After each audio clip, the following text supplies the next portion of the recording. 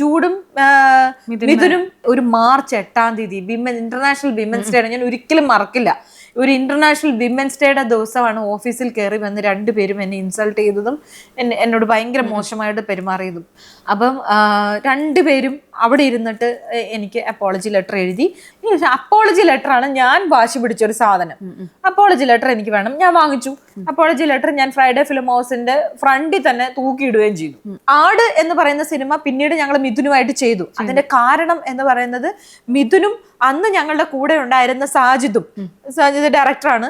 സാജിദും ഒരുമിച്ചാണ് ഒരു റൂമിലാണ് താമസിച്ചിരുന്നത്. അപ്പൊ അവര് രണ്ടുപേരും കൂടി സംസാരിച്ചു. ഇതെല്ലാം കൂടെ അവരൊരു ഷോർട്ട് ഫിലിം ചെയ്യാൻ തീരുമാനിച്ചു. അതാണ് ആട് എന്ന് പറയുന്ന ഷോർട്ട് ഫിലിം. ഈ ഷോർട്ട് ഫിലിമിൽ നായകനായിട്ട് അഭിനയിക്കാനായിട്ട് വിജയുടെ അടുത്ത് വരുന്നു. വിജയെ കാണുന്നു, സംസാരിക്കുന്നു. ഷോർട്ട് ഫിലിമിന്റെ കഥ കേട്ട് കഴിഞ്ഞപ്പോൾ വിജയ് പറഞ്ഞു, ഇതിനകത്ത് സിനിമയ്ക്കുള്ളൊരു കണ്ടന്റ് ഉണ്ട്, ഇത് നിങ്ങൾക്ക് സിനിമയാക്കി കൂടെ എന്ന് ചോദിക്കുന്നു. അപ്പൊ അങ്ങനെ ആലോചിക്കാവുന്നതാണ് എന്ന് പറയുന്നു. വിജയും സാജിദും കൂടെയാണ് എന്നെ പറഞ്ഞ് കൺവിൻസ് ചെയ്യുന്നത് ഇത് ചെയ്യണമെന്ന് പറഞ്ഞാൽ. എനിക്കിത് ബുദ്ധിമുട്ടായിരുന്നു. ഇതിനുമായി രണ്ടാമതൊരു സിനിമ ചെയ്യാൻ എനിക്ക് ഭയങ്കര ബുദ്ധിമുട്ടായിരുന്നു. പക്ഷെ ചെയ്തു കഴിഞ്ഞപ്പോൾ പിന്നെ ഒരു പ്രശ്നം ഉണ്ടായിട്ടില്ല കേട്ടോ, അത് വേറെ കാര്യം. ഞാൻ മിഥുനുമായിട്ട് നല്ല കമ്പനിയായിരുന്നു. എനിക്ക് ചെയ്തു കഴിഞ്ഞപ്പോൾ പ്രശ്നമുണ്ട്, പക്ഷെ അത് ചെയ്യാൻ എനിക്ക് ഒരുപാട് ബുദ്ധിമുട്ട്, എനിക്ക് മാനസികമായി ഭയങ്കര ബുദ്ധിമുട്ടുണ്ടാക്കിയ അവരുമായിട്ട് പിന്നെയും എന്നെ സിനിമ ചെയ്യാനായിട്ട് വിജയ് നിർബന്ധിച്ചപ്പോൾ എനിക്ക് വിജയോടും ദേഷ്യം വന്നിരുന്നു.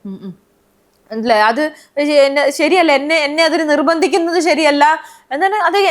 അതൊക്കെ ഇപ്പോഴും എനിക്ക് മുറിവായിട്ട് തന്നെയാണ് നിൽക്കുന്നത്. അത്രയും ആ സിനിമ വിജയിച്ചെങ്കിൽ കൂടി ഈ ഒരു മുറിവ് ഇപ്പോഴും തീർച്ചയായിട്ടും ഉണ്ട്. അതുപോലല്ല നമ്മള് ആണുങ്ങളുടേതായ രീതിയിലുള്ളൊരു ഒരു പ്രഷറുണ്ട്, ഒരു മാനിപ്പുലേഷൻ ഉണ്ട്. അതിനകത്ത് ഞാൻ പലപ്പോഴും വീണ് പോയിട്ടുണ്ട്. ഞാൻ പിന്നീട് ഈ ആട് ചെയ്തുകൊണ്ടിരിക്കുമ്പം തന്നെ ആടിന് തൊട്ട് മുമ്പ് ആടിന്റെ ഷൂട്ട് തുടങ്ങുന്നതിന് തൊട്ട് മുമ്പ് അടുത്തൊരു March 8 വന്നപ്പോൾ ഞാൻ ഡീറ്റെയിൽ ആയിട്ട് ഇത് ഫേസ്ബുക്കിൽ പോസ്റ്റ് ചെയ്തു.